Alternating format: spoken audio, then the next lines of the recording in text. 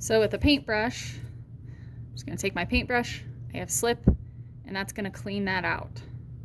So your craftsmanship, I'm really, really picky about it. And so even if you think you're done, you might spend 1 class period making something and you're gonna spend 2 class periods cleaning it up and making it absolutely perfect. So we're just cleaning up the slab.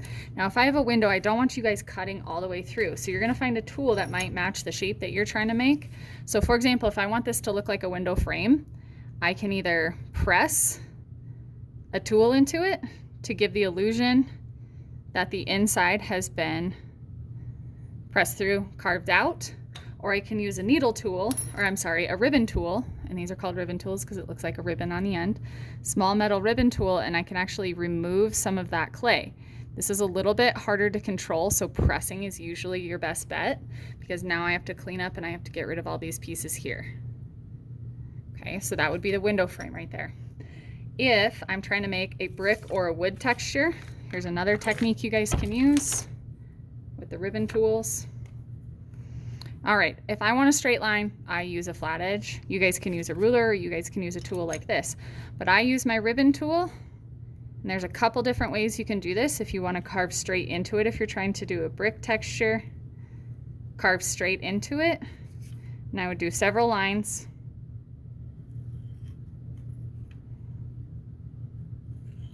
And then you just alternate. So to not get a checkerboard,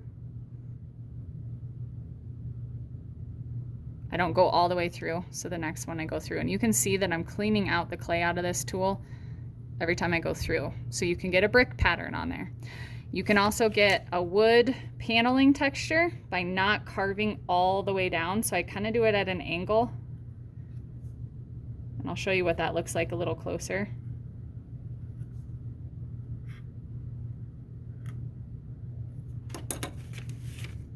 So instead of just drawing a line, my tool is angled, so it's kind of flat with the surface, and then I'll pull away that clay.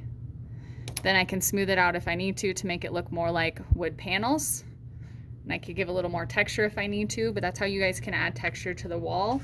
You can also take tools like this, press into it if you want to make it look more like stucco. But what I would advise is exactly what I'm doing right now. How do I make brick? I don't know. Grab a piece of clay, experiment with it, try to see what textures you like on the outside of it. If you're not sure how to do your door, how to do your window, this one I might want to have more of a wood texture on it, so I can take this tool and kind of rub over the surface to make it have more of the wood grain before I add my door on there. I could also take this tool and I could carve this down. So there's so many different ways that you guys can add different relief layers to your pieces, and you can have something sticking off the side like a plant as long as it's scored and slipped onto the side.